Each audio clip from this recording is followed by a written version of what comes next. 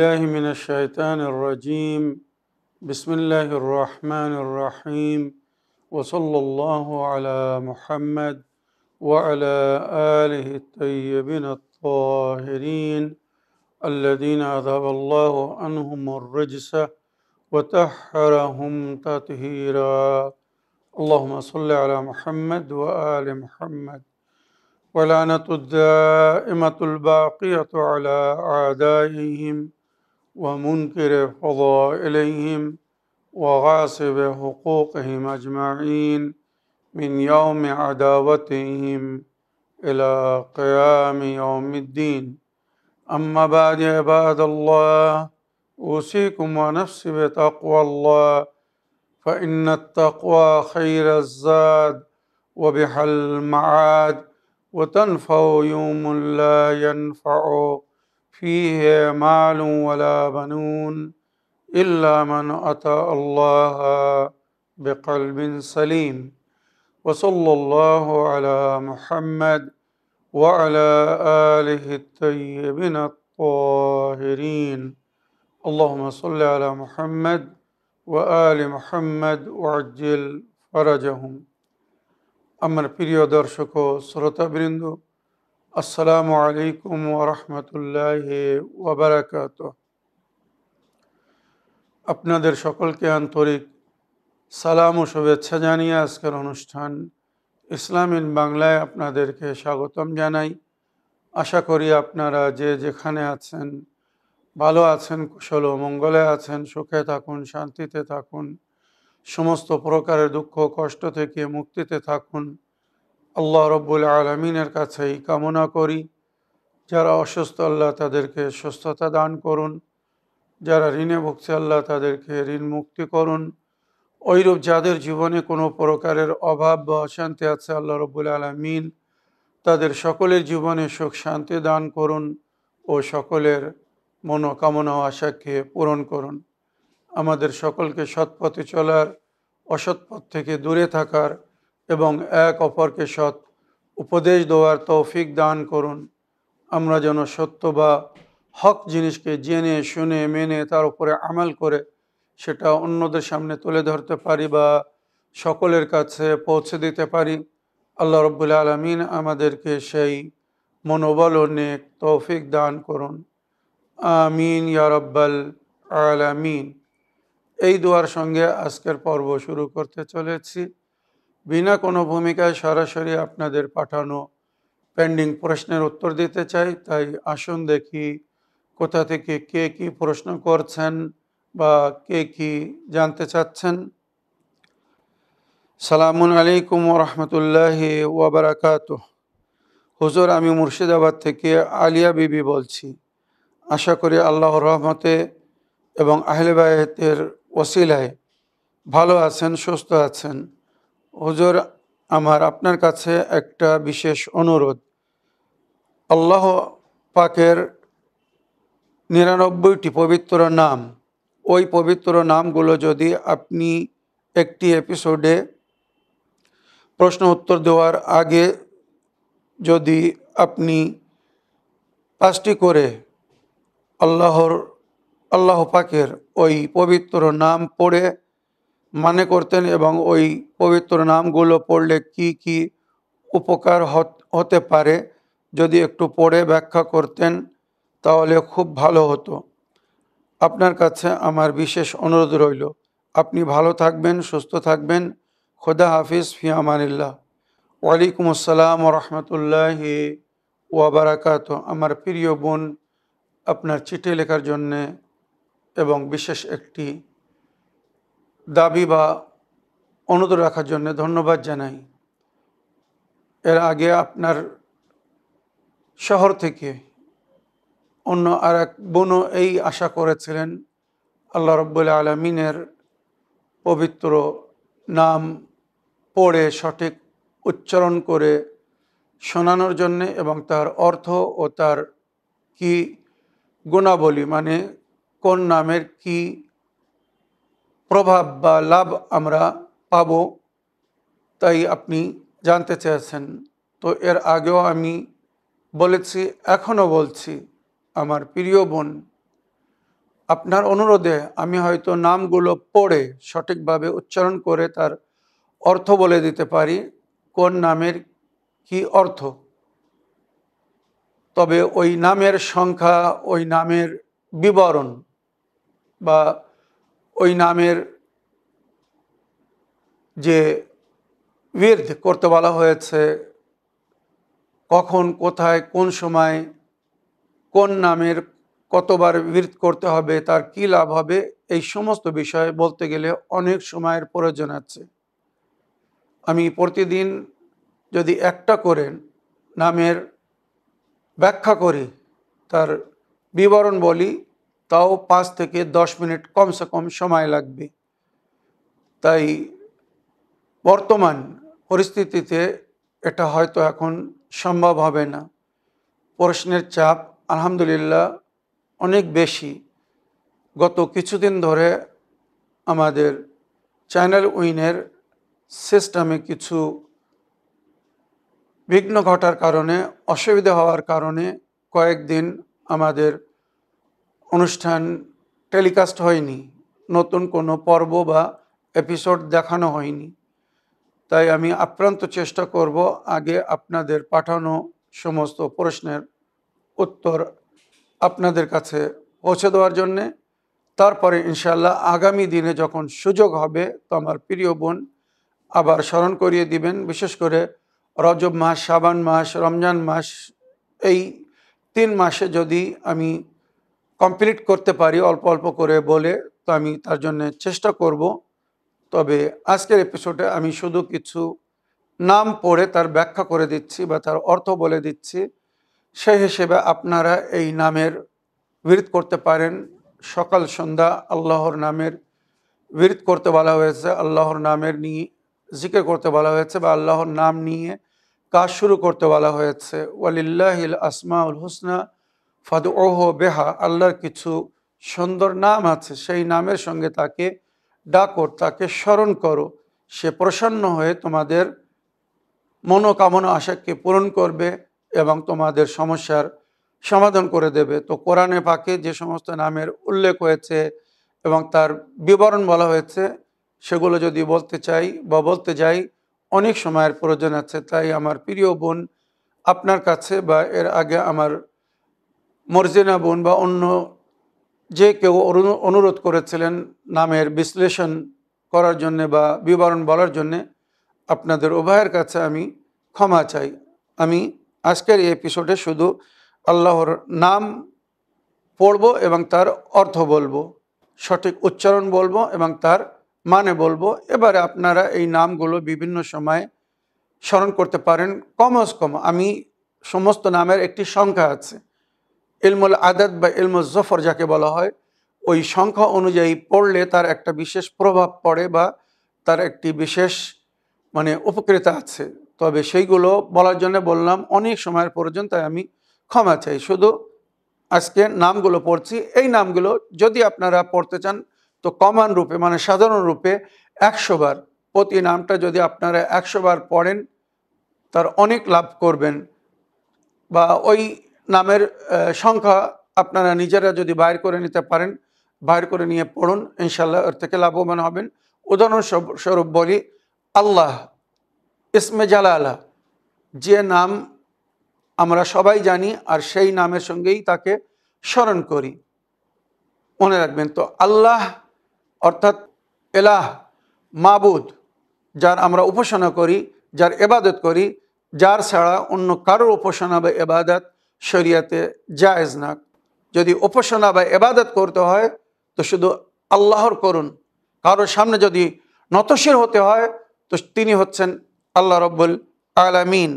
তারপরে আর রহমান আল্লাযী ইয়ারহামু জামিআ খালকিহি, রহমান মানে আল্লাহ নিজের সমস্ত বান্দাদের উপরে, সমস্ত সৃষ্টির উপরে, যাকে আল্লাহ জন্ম দিয়েছেন, সৃষ্টি করেছেন, বানিয়েছেন, পয়দা করেছেন, যে অর্থে নেন আল্লাহ সবার উপরে মেহেরবান, সবাইকে রুজি দিচ্ছে, সবার প্রয়োজনকে পুরো করছে।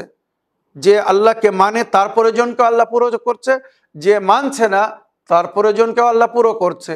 পশু পাখি চরিন্দ পরিন্দ যা আল্লাহর সৃষ্টি, সবাইকে আল্লাহ রুজি দিচ্ছে বা তাদের সমস্ত প্রয়োজনকে পুরো করছে। তাই আল্লাহকে বলা হয়েছে রহমান আর রাহিম, অর্থাৎ আল্লাহ দয়াময় করুণাময়। তো এখানে তাফসিরে লেখা হয়েছে আল্লাহ ইয়ারহামুল মুমিনিনা বিশাকলিন খাস, আল্লাহ পরকালে শুধু মুমিনদের উপরে রহম করবেন। যারা আল্লাহর কথা শুনেনি, মানেনি, এই দুনিয়ায় আল্লাহর উপাসনা করেনি, আল্লাহর ইবাদত করেনি, পরকালে আল্লাহ তাদের সঙ্গে কোনো রহম করবেন না, কোনো দয়া দেখাবেন না, কোনো মায়া দেখাবেন না। যারা আল্লাহর কথা শোনেনি, আল্লাহ তাদের কথা শুনবে না। পরিষ্কার। তো রহিম মানে আল্লাহ মেহেরবান, তবে তাদের উপরে যারা আল্লাহর কথা শুনবে বা শুনছে আর আল্লাহর হুকুমের উপরে আমাল করছে, এরা ইহকালে লাভবান হবে, পরকালেও আল্লাহর দয়া বা আল্লাহর কৃপার নজর পাবে। আল মালিক, মালিক মানে সমস্ত জিনিসের উপরে যিনি অধিকার রাখেন। আল মালিক লিকুল্লি শাই, সমস্ত জিনিসের মালিক হচ্ছেন উনি। যাকে যেভাবে যেখানে রাখবেন, রেখেছেন বা যে অবস্থায় রাখবেন তাকে সেই অবস্থায় থাকতে হবে। এই হচ্ছে মালিকের হক। আমাদের অধীনে যদি কেউ থাকে তো তাদেরকে আমাদের কথা শুনতে হয়। গোলাম মালিকের বা মাওলার অনুমতি চলাফেরা করে। তো আমরা যদি আল্লাহর গোলাম, আব্দ মানে কি গোলাম, তো আমরা যদি আল্লাহর গোলাম হয়ে থাকি তো আমাদেরকে নিজের মালিকের ইশারায় কাজ করতে হবে, ইচ্ছা মতো কাজ করতে হবে, তার হুকুম মতো চলতে হবে। তাই আল্লাহকে বলা হয়েছে মালিক, মানে সমস্ত জগতের বাদশাহ উনি। যেমন রাজারা যখন রাজিত্ব করে তো প্রজাদেরকে তাদের কথা মেনে চলতে হয়, ওইরূপ বিশ্বের রাজা হচ্ছেন আল্লাহ, আর আমরা সবাই হচ্ছি তার প্রজা। তো আমাদেরকে তার কথা মেনে চলতে হবে, তার হুকুম মতো আমাল করতে হবে।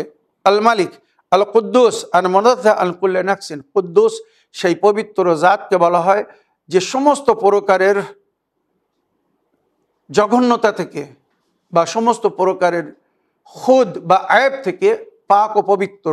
আল্লাহ নিখুঁত, আল্লাহর মধ্যে কোনো দোষ নেই, কোনো ত্রুটি নেই, কোনো প্রকারের আয়েব নেই। মনে রাখবেন, এই দুনিয়ায়, এই বিশ্বে যত অলি আউলিয়া আল্লাহর নেক বান্দারা এসেছেন বা সাধারণ বান্দা, এমন কোনো বান্দা নেই যার মধ্যে কোনো না কোনোভাবে, কোনো না কোনো বিষয়, কোনো না কোনো প্রকারের ত্রুটি দুনিয়ার মানুষরা খুঁজেছে বা পেয়েছে। কিন্তু আল্লাহর মধ্যে কেউ কোনো প্রকারের ত্রুটি না খুঁজেছে না খুঁজে পেয়েছে। যদি কেউ খোঁজে তো সে মহা ভুল করছে, মহাপাপ করছে। কেননা আল্লাহ সমস্ত প্রকারের ভুল ত্রুটি থেকে বিরত বা দূরে, তাই ওনাকে কুদ্দুস বলা হয়। ওইরূপ আল্লাহ যাদেরকে নিজের নূর থেকে সৃষ্টি করেছেন, আমরা যাদেরকে পঞ্জতনে পাক, বারে ইমাম বা চেহারদা মাসুমিন বলি, ওইরূপ ওনারাও কিন্তু নিখুঁত, নির্দোষ, নির্ভুল। ওনাদের মধ্যে কোনো প্রকারের আয়েব বা এমন কোনো জিনিস বান্দা খুঁজে পায়নি আর পাবেও না যেটা আল্লাহ নেক ওলি আউলিয়াদের মধ্যে না থাকার দরকার। আল্লাহর নেক বান্দা বা ওলি আউলিয়ারা যেমন পবিত্র নাফসের মালিক, শারীরিক এবং মানবিক সমস্ত প্রকারের পবিত্রতা ওনারা মেনটেন করে রেখেছিলেন বা রেখে আছেন বলে ওনাদেরকে আমরা আহলে বাইত বলি বা আল্লাহর নেক ওলি বা আউলিয়া বলি, যাদেরকে আল্লাহ নিজের কৃপার নজরে রেখেছেন এবং নিজের নূর থেকে সৃষ্টি করেছেন বলে ওনারা সমস্ত প্রকারের আয়েব বা জঘন্যতা থেকে মুক্ত আছেন। আসসালাম মাসদারুসালাম ওয়াল আমান, সালাম মানে আল্লাহ রব্বুল আলমিন, যার থেকে সমস্ত শান্তি এবং সমস্ত আমন আমানের মালিক বা শান্তিদায়ক হচ্ছেন উনি। তো যে নিজে শান্তিদায়ক বা সমস্ত প্রকারের আমন আমানের যে মালিক, সে নিজের বান্দাদের জন্য কখনো অশান্তি চায় না, কোনো দুঃখ কষ্ট চায় না। তাই এই নামের সঙ্গে যদি কেউ আল্লাহকে স্মরণ করে তো আল্লাহ তাকে শান্তি দান করেন। আর এই নামের থেকেই এসেছে ইসলাম, শান্তিদায়ক দিন, শান্তিদায়ক ধর্ম।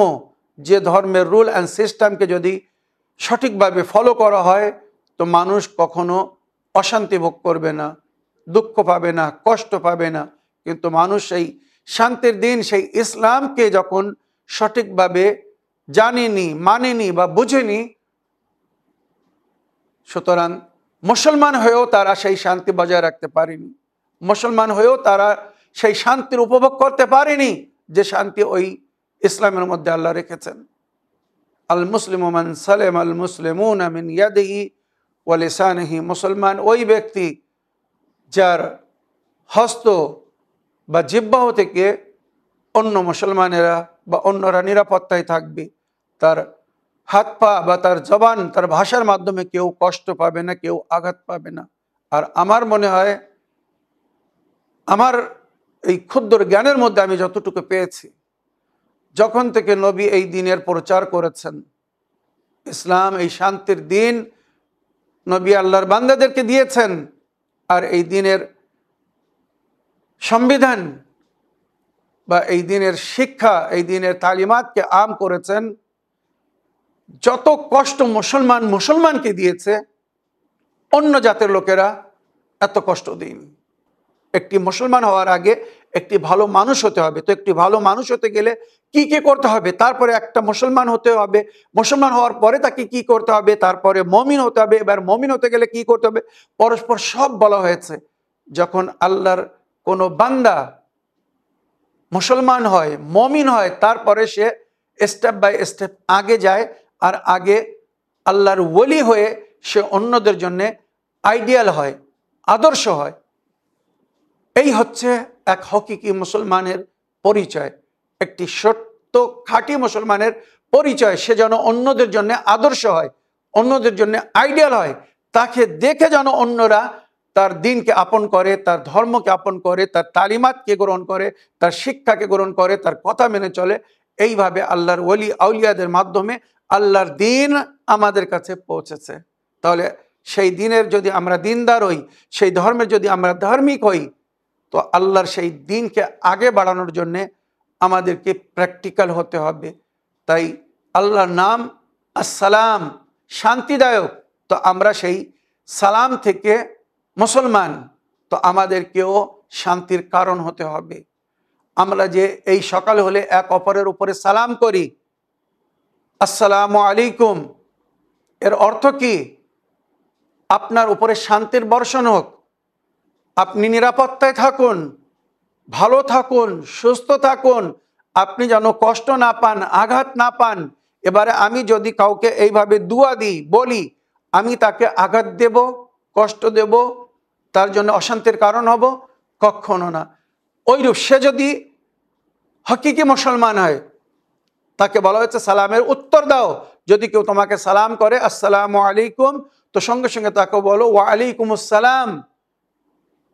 আরো কোরআন বলছে সুন্দরভাবে উত্তর দাও, মানে বৃদ্ধি করে উত্তর দাও, ওয়া আলাইকুম আসসালাম ওয়া রাহমাতুল্লাহি ওয়া বারাকাতুহু।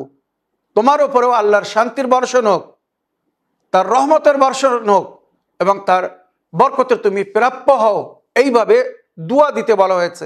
এবারে সামনেওয়ালা যদি আমাকে এইভাবে সালাম করার পরে দুয়া দেয় যে আপনার উপরেও আল্লাহর রহমত বা শান্তির বর্ষণ হোক, আল্লাহর রহমতের বা তার বরকতের আপনি প্রাপ্য হন, ওই ব্যক্তিকে আমাকে কষ্ট দিবে, আঘাত দিবে, যে আমার জন্য শান্তির দোয়া করছে, শান্তির কামনা করছে না।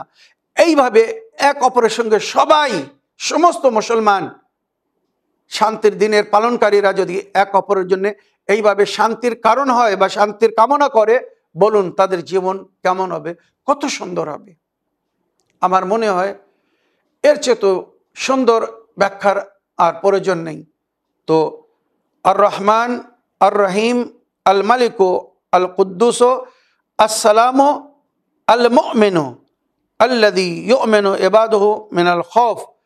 মুমিন মানে আল্লাহ যিনি নিজের বান্দাদেরকে সমস্ত প্রকারের ভয়ের জায়গা থেকে শান্তি দান করেন।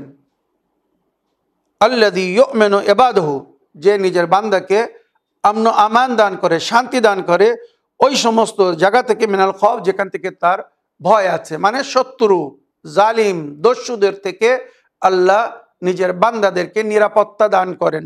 তাই আল মুমিনু যদি কেউ বলে, এই নামের সংখ্যা হিসাবে বা 100 বার সকাল সন্ধ্যা যদি কেউ আল মুমিনু বলে, তো আল্লাহ রব্বুল আলমিনের তরফ থেকে সে সমস্ত প্রকারের শান্তি লাভ করবে, আল্লাহ তার হেফাজত করবে, তাকে আমন আমান দান করবে, আর সে দুশ্মনের আক্রমণ থেকে বা আঘাত থেকে মুক্তি পাবে।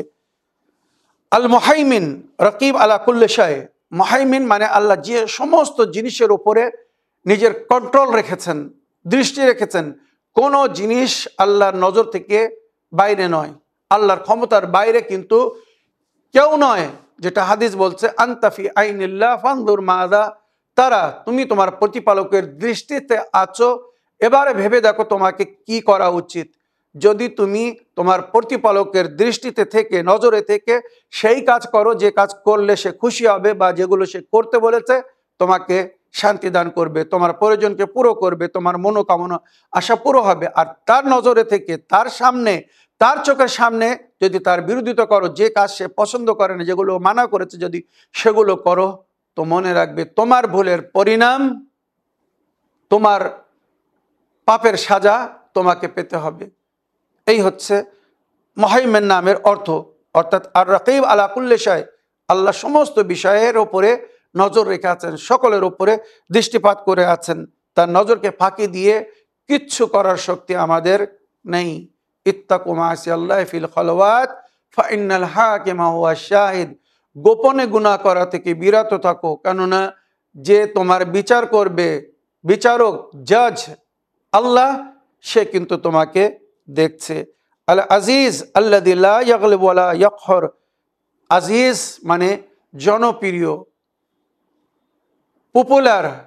হার দিল আজিজ, আল্লাহকে সবাই ভালোবাসে, সবাই পছন্দ করে, এটাই তার হক বা তার অধিকার। হ্যাঁ, অনেক অনেক সময় যারা নিজের মনোকামনা আশা পায় না,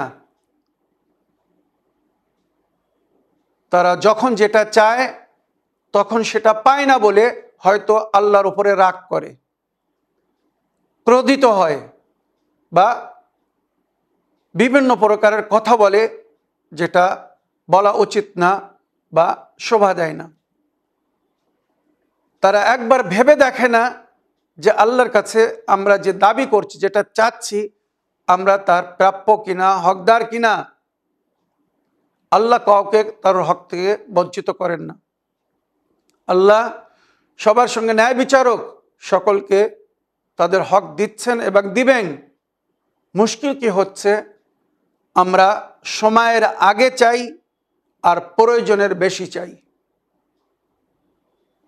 আমরা সময়ের আগে চাই আর প্রয়োজনের বেশি চাই বলে আমরা হয়তো আল্লাহর থেকে রাজি হতে পারছি না, বা আমাদের মধ্যে অনেকেই আছে যারা আল্লাহর থেকে এই জন্যে রাজি না যে যখন যা চাচ্ছে সেটা পাচ্ছে না, বা যতটা চাচ্ছে হয়তো ততটা পাচ্ছে না। বিচার আল্লাহর উপরে ছেড়ে দিন। একবার আল্লাহর উপরে তাওয়াক্কুল করে জীবনযাপন করা শুরু করে দেখুন, কত শান্তি পাবেন। শুধু এই ভেবে নিজেকে সান্ত্বনা দিবেন যে আমি যে অবস্থায় আছি, যেখানে আছি, যে পরিস্থিতিতে আছি, আমার প্রতিপালক আল্লাহ রব্বুল আলামিন আমাকে এই পরিস্থিতিতে, এই অবস্থায়, এইভাবে এখানে দেখতে চান। সমস্ত সমস্যার ওখানেই সমাধান পেয়ে যাবেন যখন এই ধরনের তাওয়াক্কুল, ভরসা, বিশ্বাস নিজেদের মধ্যে স্থাপন করবেন। আল্লাহর সমস্ত সিদ্ধান্ত আপনাকে রাজি রাখবে, খুশি রাখবে। কখনো আল্লাহর থেকে নিরাশ হবেন না, বা আল্লাহর উপরে রাগ করবেন না। আল্লাহর উপরে রাগ কারা করে? যারা নিজের প্রয়োজনকে বেশি মনে করে, অধিক মনে করে, বা নিজেকে পরিপূর্ণরূপে হকদার মনে করে। আর যদি না পায় বা আল্লাহ না দেয়, তখন তারা মনে করে আল্লাহ আমার সঙ্গে নাইনসাফি করছে, আল্লাহ আমার হক দিচ্ছে না, আমার অধিকার দিচ্ছে না। একজন এসে ইমামের কাছে বলছে, মাওলা, আল্লাহ আমাদের দোয়া সঙ্গে সঙ্গে কেন কবুল করে না? আমাদের নেকি, আমরা এত ভালো কাজ করছি, তার জাযা আমাদেরকে কেন এই দুনিয়ায় সঙ্গে সঙ্গে দেওয়া হচ্ছে না বা দেয় না? তখন আল্লাহর ওই বান্দার কাছে ইমাম জিজ্ঞাসা করলেন, তুমি শুধুই নেকি করো, কোনো ভুল করো না, কোনো পাপ করো না জীবনে? বলছে, হ্যাঁ মাওলা, কখনো ভুলও হয়ে যায়, ত্রুটি হয়ে যায়, ভুল করে ফেলি, পাপ করে ফেলি, আল্লাহর হুকুমের বিরোধিতা করে ফেলি। ইমাম তখন বললেন, তাহলে তখন আল্লাহর সঙ্গে সঙ্গে তোমাকে সাজা দেয় না কেন? একবারে ভেবেছ? আল্লাহ চাইলে তোমার পাপের সঙ্গে সঙ্গে তোমাকে সাজা দিতে পারে, সুযোগ না দিতে পারে, তারপরও সে তোমাকে সুযোগ দিচ্ছে, তওবা করার সুযোগ দিচ্ছে। ভুল স্বীকার করছো, তওবা করছো, আল্লাহ মাফ করে দিচ্ছে। তো যে খোদা এত মেহেরবান, তোমার পাপের সাজা তোমাকে সঙ্গে সঙ্গে দিচ্ছে না, তো যদি তোমার কোনো নেকিকে দেখে তার সুফল দিতে আল্লাহ দেরি করে, এর পেছনে আমাদেরই মঙ্গল, তাহলে কেন তোমরা আল্লাহ থেকে নারাজ হচ্ছ বা আল্লাহর উপরে রাগ করছো? এই সমস্ত জিনিস, এই সমস্ত অন্তরের কথা যেগুলো ইমাম নবীরা আমাদেরকে শিখিয়েছেন, যার মাধ্যমে আমাদেরকে সান্ত্বনা দিয়েছেন, আল্লাহর থেকে কিভাবে রাজি থাকতে হবে সেই উপায় বলেছেন, আমরা সেই শিক্ষা, সেই জ্ঞান লাভ করিনি বলে, আমরা সেগুলো জানি না বলে, সেগুলো মানি না বলে, গুরুজনদের কাছে গিয়ে সেগুলো শিখি না, জানার চেষ্টা করি না বলে আমরা আল্লাহর উপরে রাগ করি বা অনেক অনেক সময় আল্লাহ বিরোধী কথা বলি। এগুলো আমাদের দোষ, আমাদের ভুল, আমাদের ত্রুটি। আমরা যদি আল্লাহকে তার সঠিক রূপে জানতাম, মানতাম, তার সিদ্ধান্তের উপরে যদি নিজেকে রাজি রাখতাম, আমরা কেউ কষ্টে থাকতাম না। আল্লাহর ওলি আউলিয়ারা, ওনারা কি কষ্ট ভোগ করেননি? দুঃখ সহন করেননি? কত কষ্ট ওনারা সয়েছেন। তো আল্লাহর ওলি আউলিয়ারা যারা আল্লাহর বিশেষ মানে প্রিয় বান্দা, তাদেরকে যখন আল্লাহ দুঃখ দিয়েছেন, কষ্ট দিয়েছেন, তো আমরা তো তার তুলনায় কোনো স্থানই রাখি না। এগুলো আমাদের জন্য শিক্ষা। আল্লাহ নিজের ওলি আউলিয়াদেরকে বিভিন্ন পরীক্ষায় কেন ফেলেছিলেন, বিভিন্ন দুঃখ কষ্টের সম্মুখীন তারা কেন সয়েছিলেন, যাতে ওনাদেরকে দেখে আমরা শিক্ষা লাভ করতে পারি যে প্রিয় নবী হযরতে মুহাম্মদ মুস্তাফা জানার চেয়ে তো উত্তম এই দুনিয়ায় না কেউ এসেছে না আসবে। তিনি নিজের জীবনে যখন অত কষ্ট সহন করেছেন, অত জুলুম, অত অত্যাচার সয়েছেন, তাহলে আমরা কেন সইতে পারি না? তিনি যখন দরিদ্রতার মাঝখানে থেকে তাও নিজের দিনের সমস্ত কাজ করে গেছেন, তাহলে আমরা কেন করতে পারছি না? ওইরূপ ইমামদের জীবনী তুলে দেখুন। আমার মনে হয় কোনো ইমাম রাজা ছিলেন না, বা রাজার মতো কোনো ইমাম জীবনযাপন করেননি। ওনারা নিজের সাধ্য অনুযায়ী, ক্ষমতা অনুযায়ী সবসময় সুন্দরভাবে জীবনযাপন করার চেষ্টা করেছেন। যে অবস্থায় আল্লাহ রেখেছেন সেই অবস্থায় ওনারা রাজি ছিলেন। আমি একটা জিনিস পরিষ্কার বলছি, প্রথম ইমাম থেকে নিয়ে শেষ ইমাম পর্যন্ত ইমামদের মধ্যে কেউ কিন্তু ফকির ছিলেন না, কেউ কিন্তু তেমন গরিব ছিলেন না যে গরিবকে দেখে আমরা তুচ্ছ মনে করি, ছোট মনে করি, গুরুত্ব দেই না, হালকা মনে করি।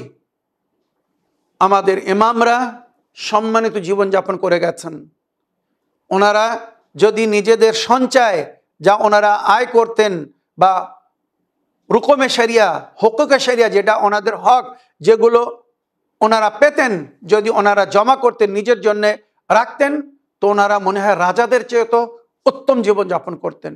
কিন্তু যেটা আমরা ওনাদের জীবনীতে পেয়েছি, যে ওনারা নিজের প্রয়োজন ছাড়া যেটি অধিক হতো, প্রয়োজনের যেটা বেশি হতো, সেটা আল্লাহর পথে দান করে দিতেন, আল্লাহর বান্দাদেরকে দিয়ে দিতেন।